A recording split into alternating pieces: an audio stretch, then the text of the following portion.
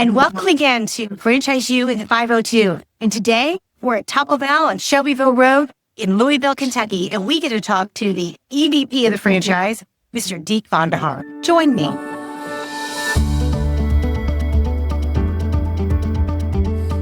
So here we are, FranchiseU in the 502. We have some students, which is great. And we also have Deek, who is the Executive Vice President of all things Taco Bell with the franchise called Southpaw. Yes. So I'm going to have you tell us about it in just a moment. Okay. But Deek, thank you for being here with us and telling us about the Taco Bell journey here in Louisville, Kentucky. So glad you're here. My students are glad. All right. So let's start with you. Tell us about your background, like how you got started into maybe your work world, all the way up into where you are now as an EVP at a large franchise. Well, I think I have a really crazy career story. When you look at that I flew airplanes commercially at one point, that kind of fell apart, and then I moved over into retail. And then anything Taco Bell or Yum related, I have to blame on you. Not really. Not really. Okay, you can talk about that. Well, as some of you may know, I knew Kathy socially and personally before I joined Yum. And Kathy was the person that really encouraged me to seek the opportunity. Opportunity came about. Kathy made the introductions for me, and the rest is history.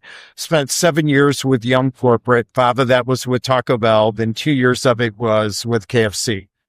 Then there was a little hiatus due to some restructuring where I left the brand and then came back, and now I've been with franchising for a little bit more than 8 years now, all in Louisville, but we've grown so much. We're now in 6 different states on the Taco Bell side and 2 states on the Dunkin' side.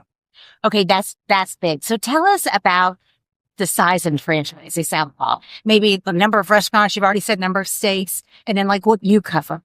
So we have 136 operating Taco Bells today in 6 states. We have 2 under construction, should be up to 138 operating by the end of June. And then we also have 46 Dunkin' Donuts. Those are primarily in the Northeast and Connecticut and New Jersey. So I support the Dunkins on a construction and development side, and then support all the Taco Bells from an operational perspective. So, Deek, that's a big job. Okay, think about this. 138 Taco Bells. That is a big job. We're in one right now in Louisville, Kentucky on Shelbyville Road. And it's a beautiful facility. And the students have enjoyed the food tremendously. I can tell for sure. But let me ask you, why Taco Bell? Why didn't you left the brand and then you came back, found your way back? Why? Well, it was a very comforting brand. You know, when you know something is borderline recession proof, people have always fell in love with Taco Bell from the first moment that they've ever experienced it. And there's really no competition. Yes, there's other types of Mexican inspired cuisine out there, but no one does it like Taco Bell. So being able to separate ourselves from competitors and have relatively stable employment is something amazing, especially when you're married with 3 kids. Oh, yeah. Let's talk about that. You are married with 3 kids. I am. And then you have 2 in college. Yes. 1 in high school. Yes. And so you need to work. Yes.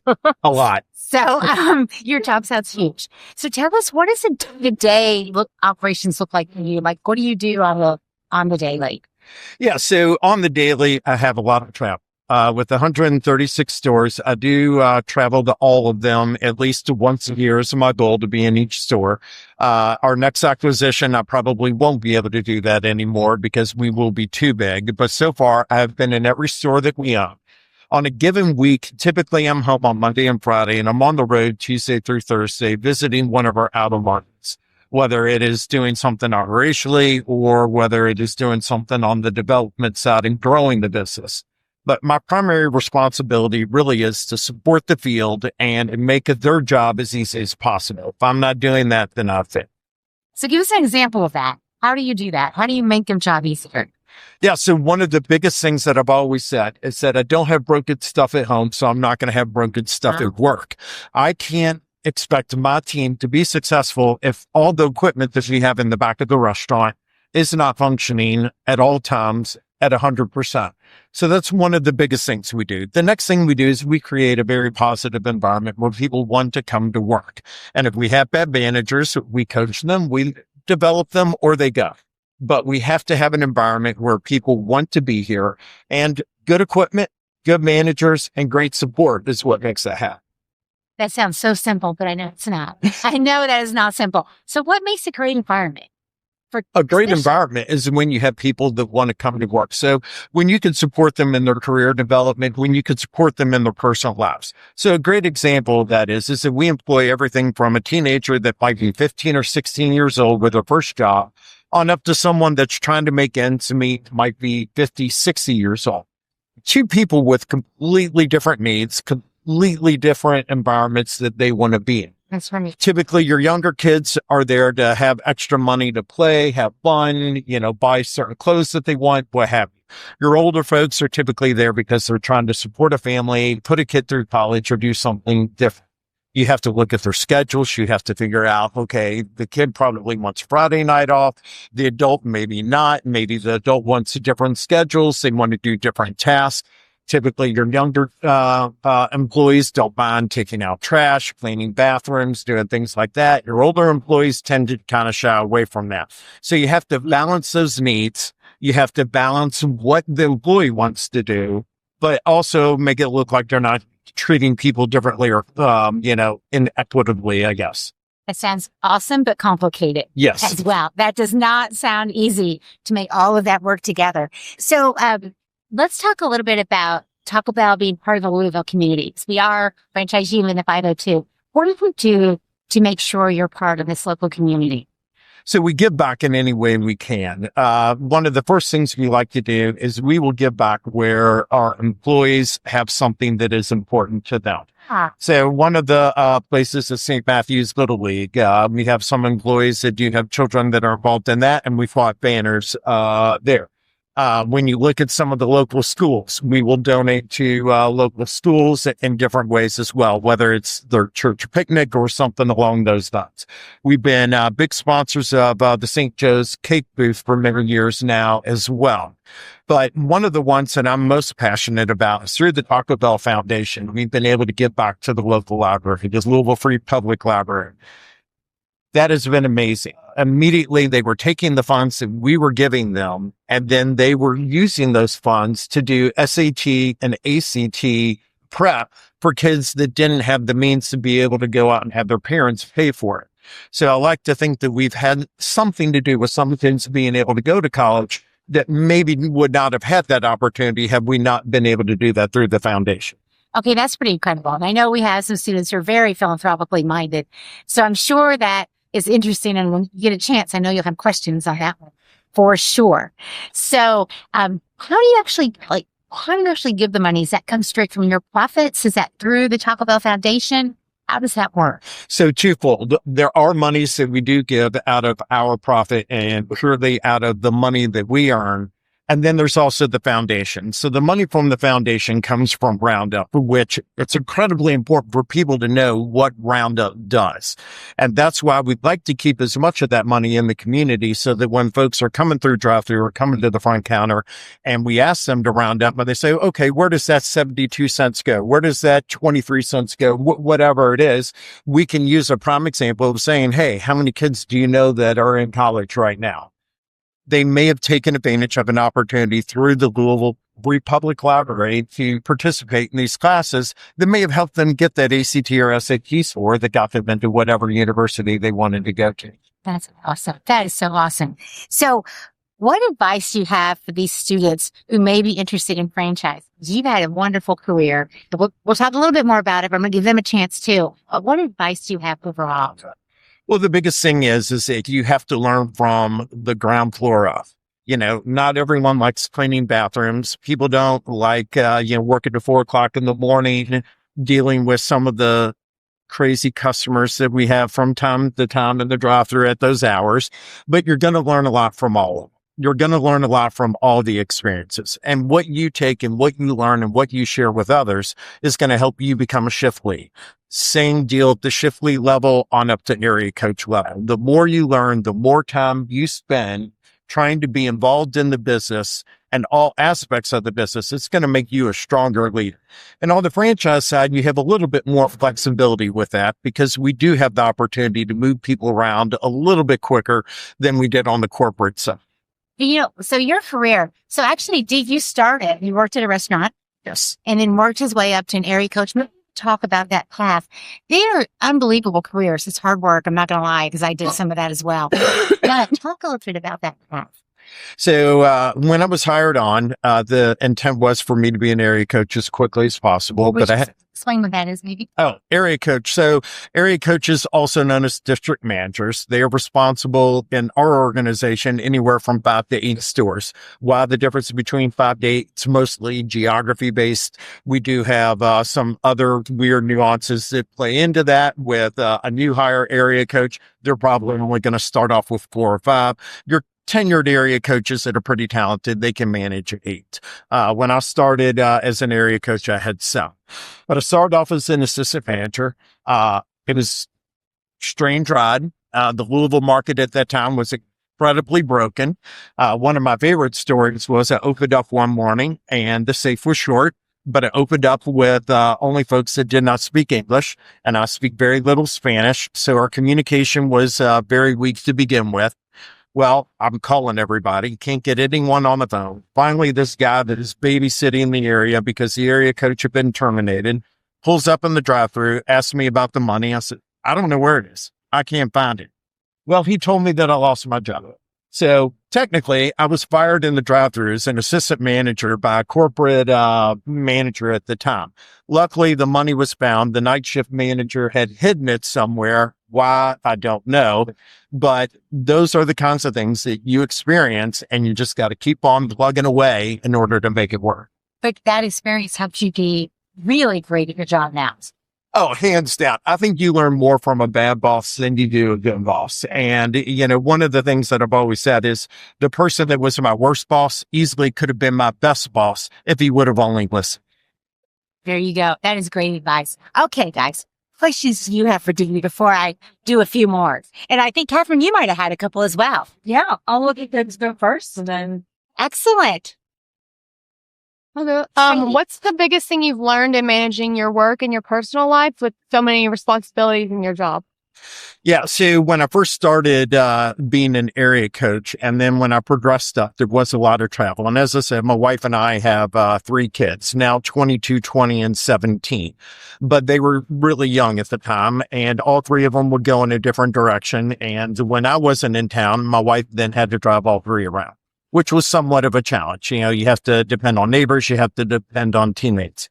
But the biggest thing in managing the work-life balance is determining what is important to your children, what is important to your spouse, and making sure that you make time for that. Because if you make time for that, then your kids are going to appreciate what you're doing at work and the sacrifices that sometimes they have to make because you can't be at everything, but then they do reap the rewards as your career grows. That was excellent. Excellent. Ezra. Sir, thank you for coming on Speak with us today. How did you shift from becoming more of an entrepreneur that was on a corporate level to now an entrepreneur, starting restaurants, leading, guiding them? Yeah. So one of the things I worked in retail in a couple different places throughout my career, and at different places, they had different, we'll call them priorities. One of them, the priority was all about the P&L. The P&L was golden. It didn't matter anything else. Either you were making sales and making profit or you were nothing.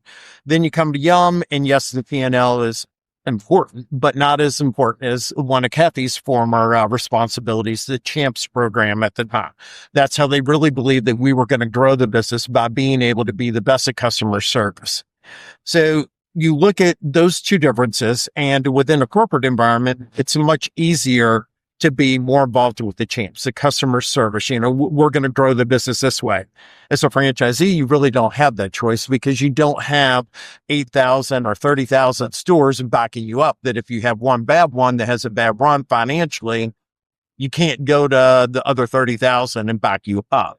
So that's probably the biggest difference, is that within the franchise network, more financially driven, more profit driven, but you still understand that the customer is always right, and you still have to be able to make sure that you're keeping them happy. Otherwise, they're not happy. Thank you, sir. Anyone else? Catherine, you want to throw a few at him? Yeah, sure. So it dovetails to what you just asked, but given that you have experience in both, what do you think constitutes a good franchisor? And what do you think constitutes a good franchisee? And kind of speak to that relationship. Yeah. So your best franchisors are ones that are going to continue to support their franchisees, and they're going to listen.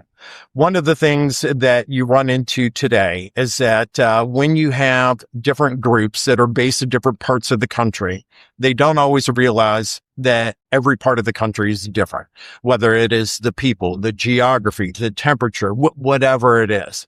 And so when you try to work that balance with them, sometimes it doesn't always work because they want to put this uniform policy or this uniform directive in place. As a franchisor, if you listen and you allow for regional exceptions, you're going to be far more successful. As a franchisee, you also have to realize that things are tested everywhere. And no matter where it was tested, Chicago, Houston, Irvine, it doesn't matter. There are people that spend time on that to make sure that it works. So even though you may think you have the right answer, sometimes you also have to listen to the franchisor and say, hey, they spent all this time, effort, and money testing whatever this is. We need to go ahead and give it a try and give it our best. And if it doesn't work, then provide it outside. Do you have any anecdotes or stories that kind of provide evidence to the point for you to speak? Yeah, so one of the best ones on the franchisor to franchisee side is Taco Bell's breakfast. Taco Bell's breakfast was very successful in the southwestern part of the United States. The rest of the United States, not so much. One of the best things that came out of COVID for us was that we were able to eliminate breakfast. When we did that, we saw our profit margin skyrocket because we greatly eliminated waste. We weren't bringing in employees as early as we were, so we didn't have that hourly payroll expense. And currently today, it is still optional, which is a big win for franchisees that didn't sell that much breakfast. Of our 136 stores, when we officially eliminated breakfast, we had 6 that were profitable in the breakfast hours. I've never touched on what you guys done though. My other question was, you've been with KFC, you've been with Taco Bell. Obviously, you love young brands. How have you sustained that brand love over your entire career? Yeah, so Taco Bell, it's like, what is there not to love? Growing up in Kentucky and, spending a lot of time with the previous generations, spent a lot of time with my grandparents growing up, and there were many Sunday evening dinners with a 21-piece bite. So it does become something that is somewhat ingrained in, your history, your memories of your family. It seemed like it was a go-to for many generations. Unfortunately, as time has evolved and the kernel hasn't necessarily evolved in that same way, that's not what my kids do with their grandparents today. The 21-piece bucket has kind of gone by the wayside. But there's other memories that they get to create that are still impactful on the Taco Bell side. Good question. Good question. That's it. That's it. So I have a section I like to call rapid fire leadership questions. Did anyone have any other questions they want to ask him? I think what I love about this segment is Deek is an example of you can work for a large corporation like Yum Brands, but then you can work for one of the franchisees and be even more successful. Because I would argue, and we won't ask him these questions, but I would probably suspect he's way more successful right now in terms of his long-term goals and vision and all of that than you probably ever dreamt out. And the jobs at franchise locations are amazing because at 138 Taco Bells, I don't know if you want to share your overall sales volume per year, but it's a lot.